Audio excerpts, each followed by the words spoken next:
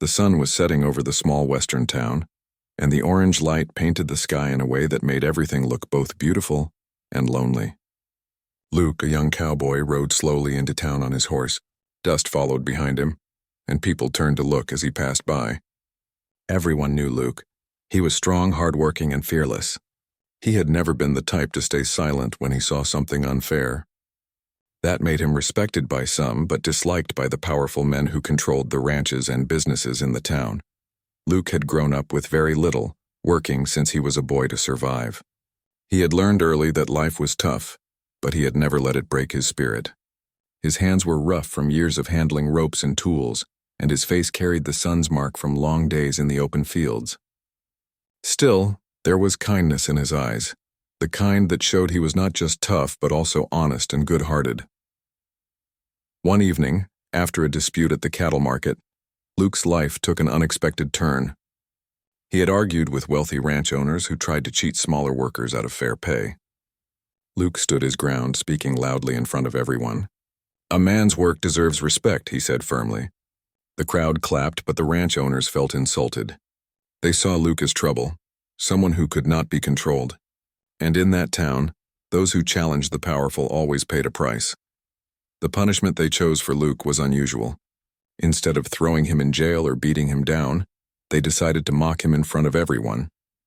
They arranged a forced marriage, something Luke never expected. The bride they gave him was Clara, a young woman who was paralyzed from the waist down. She could not walk, and she had lived most of her life hidden away, treated by society as weak and helpless. The men who arranged it laughed behind closed doors.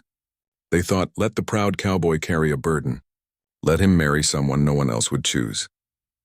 On the day of the wedding, the town gathered to watch. Whispers spread through the crowd like wildfire. Some pitied Luke, others shook their heads, saying he had brought this upon himself by standing up to the powerful. Clara sat quietly in her chair, her face pale, her eyes downcast. She had no choice in this either. To her, it felt humiliating to be used as a tool for someone's punishment. She felt like an object, not a person. Luke stood at the altar, his jaw tight, his heart heavy with anger. But when his eyes fell on Clara, something inside him shifted. She was fragile, yes, but there was a quiet strength in her face.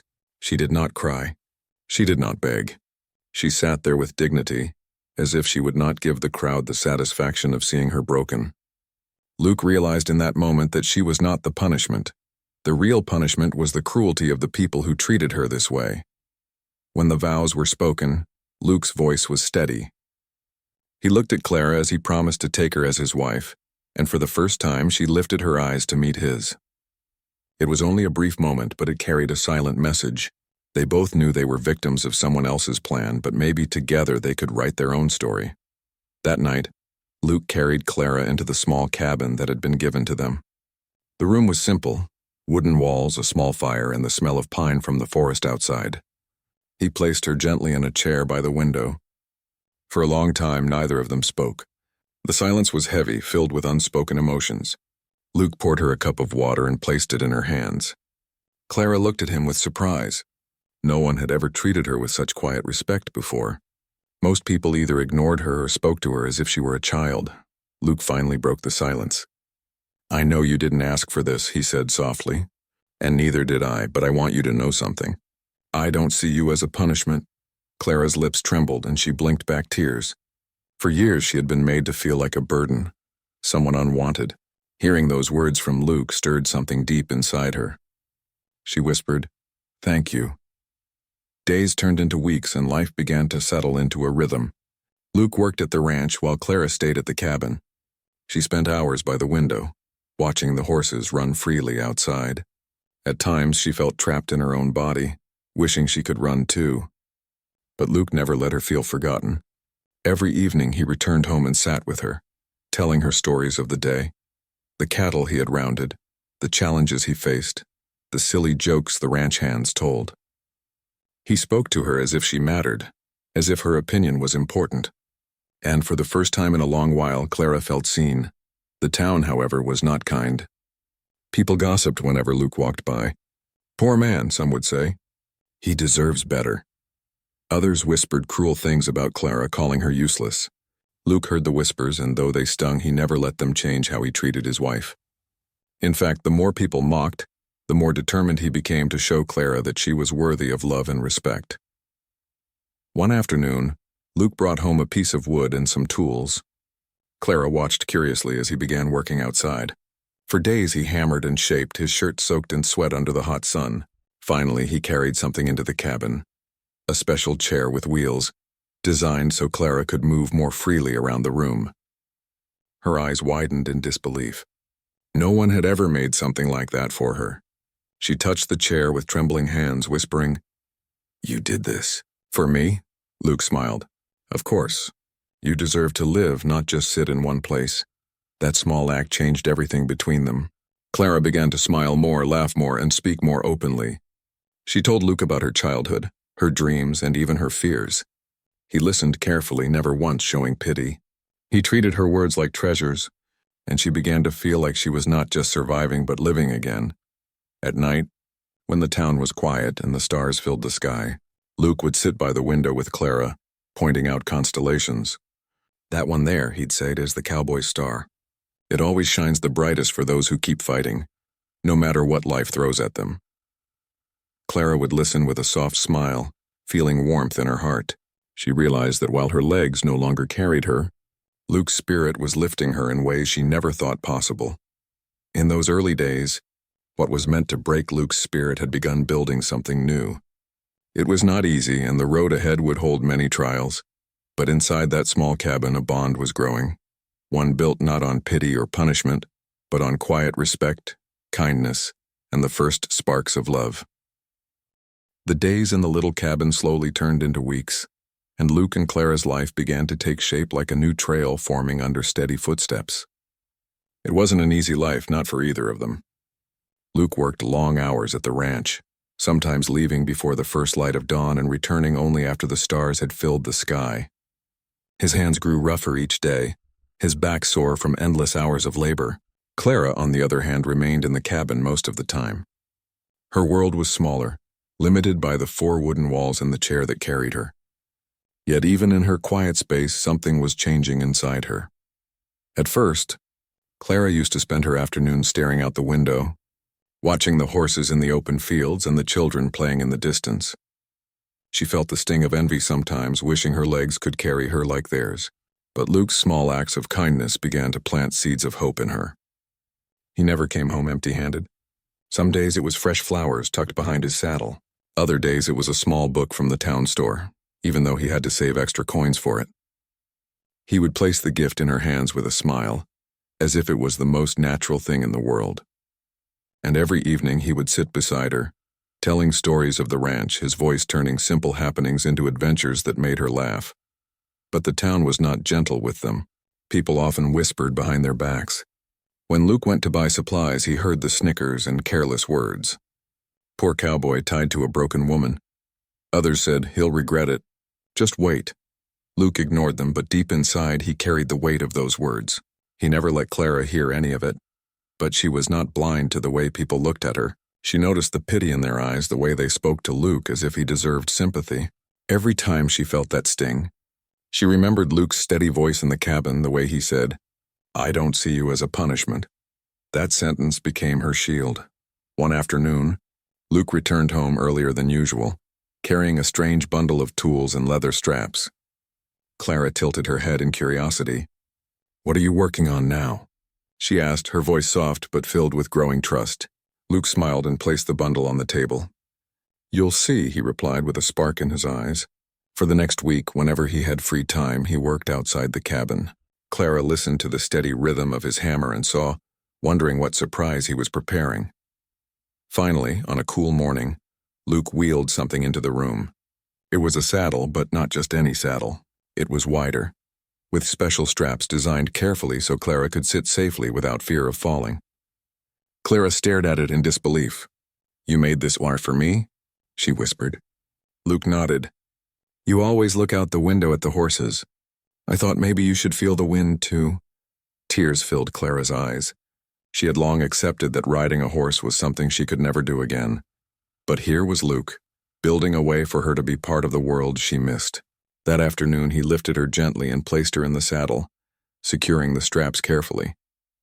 Then he mounted his horse and guided hers alongside. For the first time in years, Clara felt the rhythm of a horse beneath her, the breeze brushing against her face. She laughed, a sound so pure and free that Luke couldn't help but laugh with her. The children playing nearby stopped to watch, their eyes wide with surprise.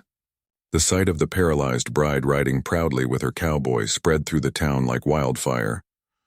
But with attention came more whispers. Some mocked even louder, calling it foolishness.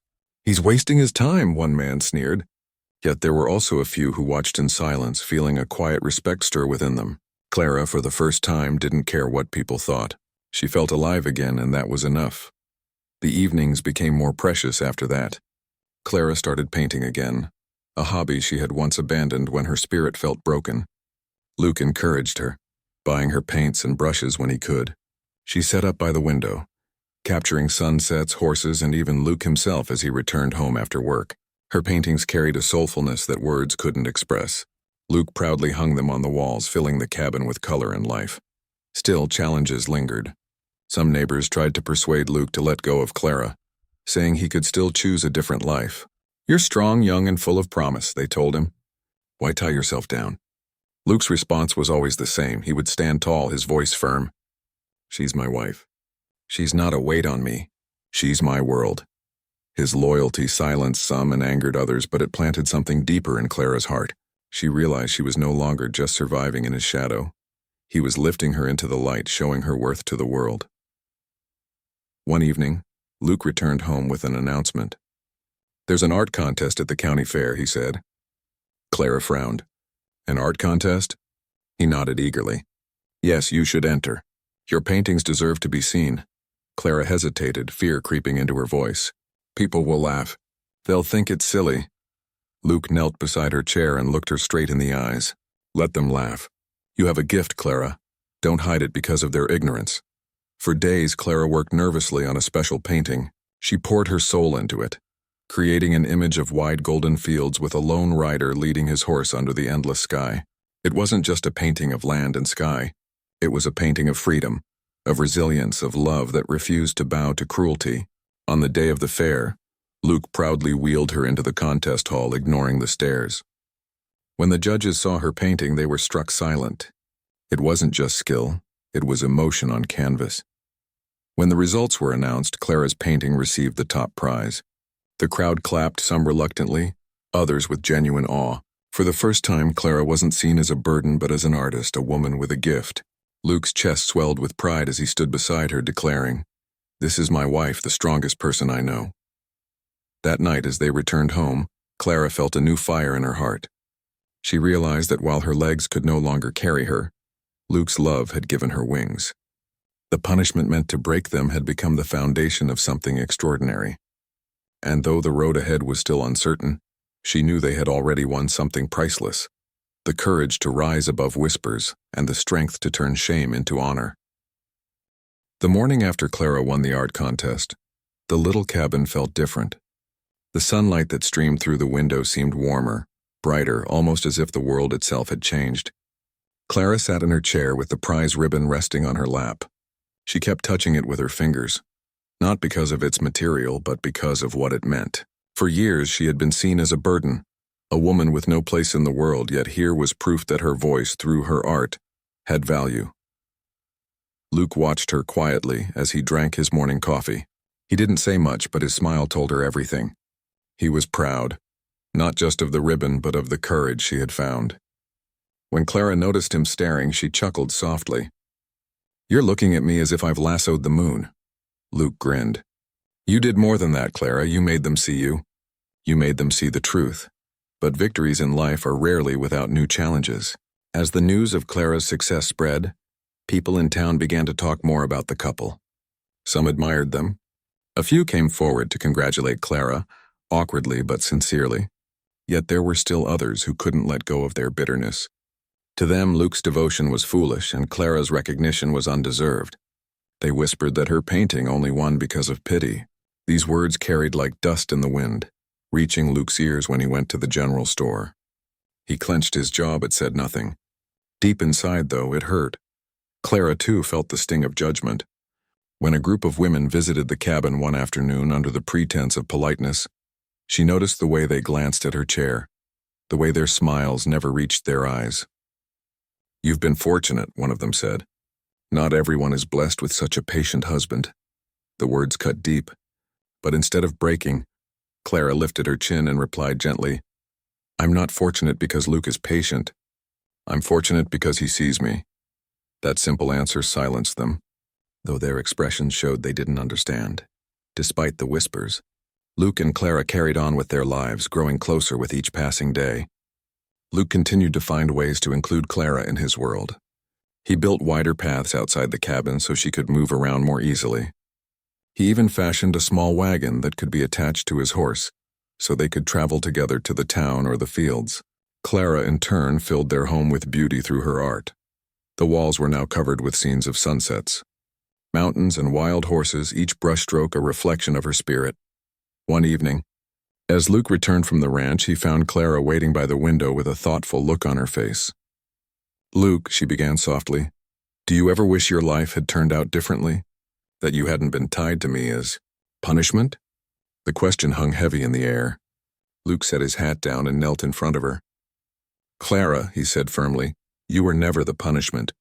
The punishment was meant to break me, but instead it gave me you, and I thank God for that every day." Clara's eyes filled with tears, not of sadness but of relief. She reached out, and Luke held her hand as if it were the most precious thing in the world. It was not long after that the county faced trouble. A drought hit the land, drying the fields and shrinking the rivers. The ranchers grew restless, worried about their cattle and their profits. Tensions rose in town as families struggled. Luke worked harder than ever, often coming home with dust covering his clothes and exhaustion in his bones. Clara watched him with worry, wishing she could do more. Then an idea sparked in her mind. She began painting scenes of hope, golden harvests, strong rivers, and families smiling together. With Luke's help, she displayed them in the town square. People who passed by stopped to look. Some scoffed, saying pictures would not bring rain, but others found comfort in them. They saw in Clara's paintings a reminder of what they were fighting to preserve. Slowly, the paintings became a quiet force in the town, lifting spirits in the middle of hardship. But not everyone welcomed her influence. A group of ranch owners, the same who had once arranged Luke's punishment, grew annoyed. "She's making people forget their place," one muttered. "They look at her as if she matters." Their words were heavy with disdain. They tried to discourage Luke, telling him to stop wasting time supporting her. Yet Luke's response was always steady.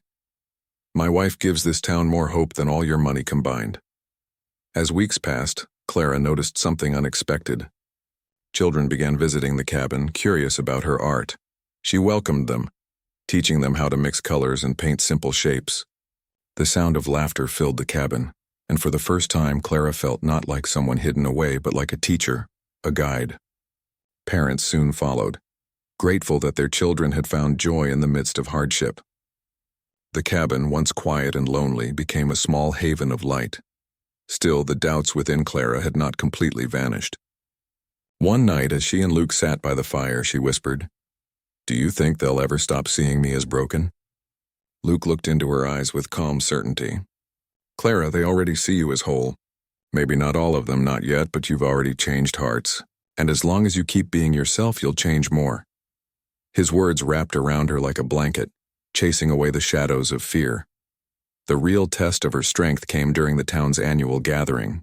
It was a tradition where families displayed their best work, crafts, tools, harvests, and skills. Luke suggested Clara showcase her paintings again. Clara hesitated, nervous about being judged. But then she remembered the children's laughter in her cabin, the pride in Luke's eyes, and the ribbon still hanging by the window. With a deep breath, she agreed. On the day of the event, Luke wheeled her to the center of the square where her paintings were displayed. At first, people gathered out of curiosity, some with skepticism. But as they studied the paintings, silence fell. There was something powerful in Clara's work, something that spoke beyond words. One painting showed a cowboy lifting his bride higher than the mountains. Another depicted a paralyzed woman holding the sun in her hands, her chair transformed into a throne. These images stirred something deep in the crowd. By the end of the day, Clara's table had the largest gathering. Children pointed with excitement, women whispered with admiration, and men stood quietly, moved but unwilling to admit it. For the first time, Clara wasn't just the paralyzed bride. She was Clara, the artist, the teacher, the woman who gave them hope. Luke stood beside her, proud and unshaken, his hand resting gently on her shoulder. That evening, as they returned to the cabin, Clara looked up at Luke with shining eyes. "I think they're beginning to see," she said softly. Luke smiled, his voice steady as ever. "They'll see everything, Clara. One day they'll understand what I've known all along. You were never a punishment. You are the blessing I never expected." And as the stars filled the wide sky above them, Clara realized something she hadn't before. The world might still hold challenges, whispers, and hardships, but she was no longer afraid. With Luke's unwavering love and her own growing courage, she was learning to rise above every shadow. And little by little, she was proving not just to the town but to herself, that even when the body is weak, the spirit can soar higher than anyone else. The sky over the ranch lands turned gray one morning, and the air felt heavy as if the land itself was holding its breath. A storm was coming.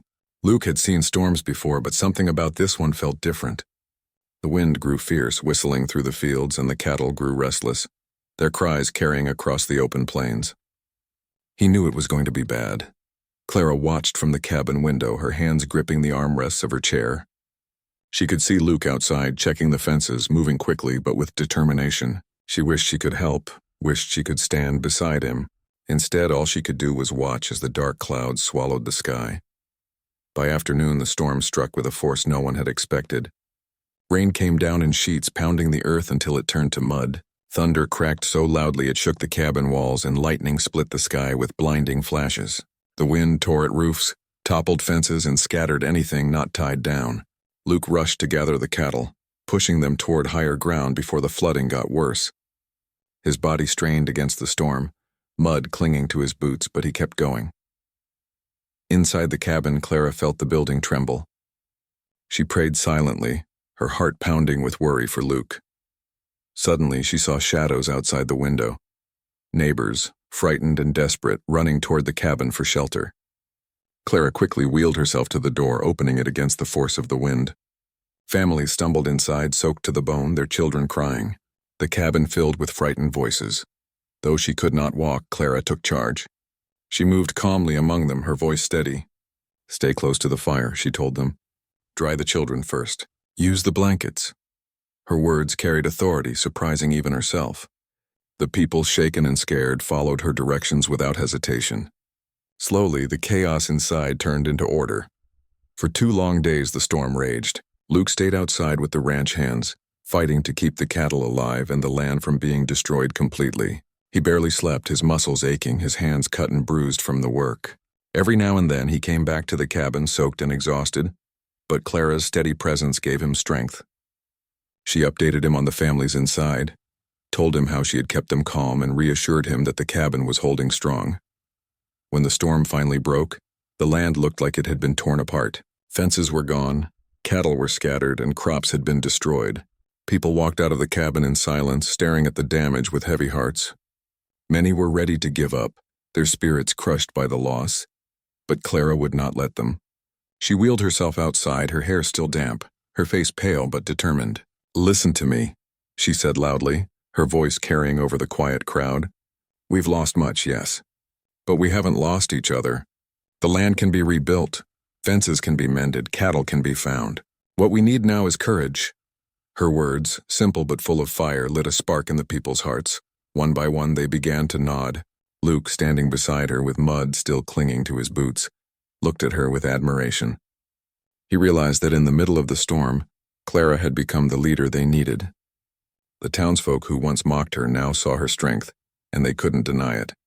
The recovery took weeks. Luke worked tirelessly, mending fences, tracking down cattle, and helping neighbors rebuild. But he wasn't alone. This time, people listened to Clara's guidance. She organized the rebuilding efforts from the cabin, telling families how to share supplies, how to rotate labor so no one burned out, and how to keep hope alive even when the days felt endless. One evening, after a long day of work, Luke returned home to find Clara surrounded by children. She was telling them stories of the storm, turning the frightening moments into tales of bravery. The children listened with wide eyes, their fear melting into admiration. Luke leaned against the doorframe, watching quietly. His heart swelled with pride. Clara wasn't just surviving anymore, she was leading, teaching, inspiring. As the town slowly rebuilt, the respect for Clara grew. People who once whispered cruel things about her now came to her for advice. Women brought her food as thanks. Men tipped their hats when they passed by.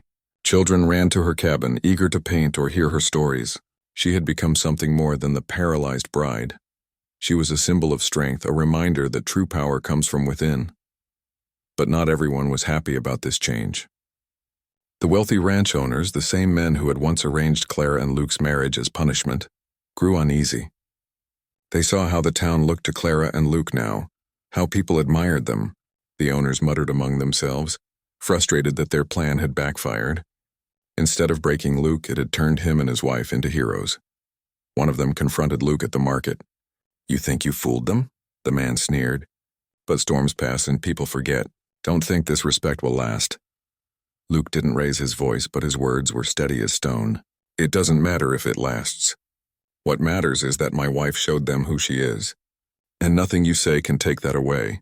The man scowled, but Luke turned away, his pride unshaken. Meanwhile, Clara continued painting, her work now filled with even more depth. She painted scenes of families helping each other after the storm, of children laughing in the fields, of ranchers rebuilding fences under the rising sun. Her paintings captured not just images but the spirit of resilience. When displayed in town, they reminded everyone of their strength, lifting hearts when hope felt thin. One night, as Luke and Clara sat together by the fire, Clara leaned her head against his shoulder. "Do you realize what's happened?" she whispered. "They don't see me as a burden anymore. They see me as part of them." Luke kissed her hand gently. "They finally see what I saw the first day I looked in your eyes." The bond between them grew even stronger. They were no longer just husband and wife bound by circumstance. They were partners, equals, each lifting the other higher. Luke had given Clara wings to fly, and Clara had given Luke a deeper purpose than he had ever imagined. Together they had turned punishment into victory, shame into honor, and weakness into strength. The story of the storm and Clara's leadership spread beyond the town. Travelers passing through carried tales of the cowboy and his paralyzed bride, who had guided a community through hardship. Some came just to see her paintings, others to hear her speak. Clara's name began to carry weight, not as a symbol of pity but as a reminder of resilience and courage. And yet, in the quiet moments, Clara never forgot where she had started. Sometimes she looked at her chair and felt the old ache of loss, but then she looked at Luke, at the people who now stood with her, at the paintings that filled her home, and she realized she had been lifted higher than she ever thought possible. Her legs might not carry her, but her spirit carried everyone around her. The storm that was meant to break the town had revealed its true strength. And in the center of it all was Clara, the bride who had once been given as punishment but who now stood, though she could not stand, with a dignity that no one could ignore. Years passed and the seasons came and went across the wide plains. The little cabin that once felt like a prison for Clara had now become a home filled with life, color, and laughter. What was once meant as punishment had blossomed into a story that inspired not just the town, but travelers who carried word of it far beyond the valley. Luke and Clara grew older together, but their bond only deepened with time. Every wrinkle on Luke's face carried the story of hard labor and loyalty, and every painting Clara created carried the story of hope and courage. People now came to their cabin not with whispers of pity but with admiration and respect. Mothers brought their children to learn from Clara. Men came to ask Luke for guidance in ranch matters. Their lives, once overlooked, had become a beacon for others. Clara had become a teacher, not only of art but of life itself. She taught children how to paint with their hearts, how to see beauty even in hardship. "The brush," she would say with a smile, "is not just for colors. It is for telling the truth inside you." Her students adored her, and their parents often thanked Luke for standing by her side. But Luke always shook his head gently and replied, "Don't thank me. She has always been strong. I only helped the world see it." The couple's story reached a turning point when the town decided to honor Clara at the annual fair. This time it was not just an art contest, but a recognition of her role in lifting the community during the storm years ago. The mayor himself came to the cabin, tipping his hat respectfully. "Mrs. Clara," he said warmly, "we want to honor you at this year's gathering. Your courage helped us rebuild, and your art has given us hope through hard times." Clara, surprised and humbled, accepted with quiet grace. The day of the fair was unlike any other. The square was decorated with ribbons and lanterns, and the townsfolk gathered in anticipation. When Luke wheeled Clara onto the stage, the crowd erupted in applause. The same people who once mocked her now clapped with pride, their cheers filling the air. Clara's heart swelled, and she felt tears in her eyes. She remembered the day she had been forced into marriage, humiliated in front of these same people, and now here she was, lifted higher than she had ever imagined. The mayor spoke about her contributions, her art, and her leadership. Then, to everyone's surprise, Clara was invited to speak. For a moment, she felt her throat tighten, but then she remembered all she had been through. She looked out over the crowd, her voice calm but strong. "I was once given to Luke as a punishment," she began, and a hush fell over the crowd. "Many thought my life had no value, that I would only bring him shame. But Luke never saw me that way. He saw me as a person, not a burden. Because of him, I found my courage again. And because of you, this town, I found my place. I may not walk like others, but I have learned to stand tall in my own way. And I tell you all this not for pity, but to remind you that strength is not always where you expect to find it." The square erupted in applause, louder and stronger than before. People rose to their feet not out of politeness, but out of genuine admiration. Luke, standing beside her, felt his chest tighten with pride. He knew Clara had just given the town more than words. She had given them a lesson in dignity and love. After that day, the story of Luke and Clara spread even further. Travelers spoke of the cowboy and his bride who had turned punishment into honor. Letters came from nearby towns inviting Clara to showcase her paintings. Some even asked her to speak to groups of young women, encouraging them not to lose hope in times of hardship. Though Clara often felt shy about the attention, Luke reminded her gently, "You're not doing this for fame. You're doing it to help others see their own strength." Their home became a gathering place for more than just art. Families in need found shelter there. Strangers passing through were welcomed with warm meals and kind words. The cabin became a symbol of kindness, a place where no one was turned away. Luke and Clara's love had created not just a home for themselves, but a safe haven for others. But life, even with blessings, carried its share of trials. Luke grew older, and the years of hard ranch work began to show in his body. His steps slowed and his back bent with age. Clara, too, faced her own struggles as her health sometimes faltered. Yet they faced these challenges with the same courage they had faced everything before, together. One quiet evening, as they sat by the fire, Clara reached for Luke's hand. "Do you ever think about the beginning?" she asked softly. Luke chuckled, his eyes crinkling with memory. "Every day, they thought they were punishing me. They thought they were giving me shame. But all they did was give me the greatest gift of my life." Clara smiled, her eyes glistening. "And you gave me wings, Luke. Wings I never thought I would have." In the years that followed, the town continued to grow, but the story of Luke and Clara never faded. Children who had once learned to paint from Clara grew up and told their own children about her. Luke's name was spoken with respect as the cowboy who stood firm in loyalty and love. Together, their lives had become more than just a tale. It had become a legend, whispered around campfires and told in homes across the plains. Clara passed peacefully one spring morning, the first rays of sunlight streaming through the window. Luke held her hand until the very end, his heart breaking but filled with gratitude for the years they had shared. The town mourned deeply, lining the streets as Luke wheeled her painting of the golden fields to the church, honoring her not as the paralyzed bride, but as Clara, the woman who lifted them all. Luke lived on for a few more years, always carrying her memory with him. Every evening he sat by the window where she used to paint, looking at the horizon with quiet eyes. When he finally joined her, the town came together to honor them both. On the hill near the cabin, they placed a simple wooden marker with words carved carefully into it. They tried to break him, but love made him stronger. They gave him a paralyzed bride, and together they rose higher than anyone else. Generations later, children still came to see the cabin, now kept as a place of memory. They touched the old wooden walls, looked at the paintings still hanging, and listened to the story of Luke and Clara, the cowboy and the bride who turned punishment into a legacy of hope. And as the wind swept across the wide plains, it seemed to carry their laughter, their courage, and their love into the endless sky.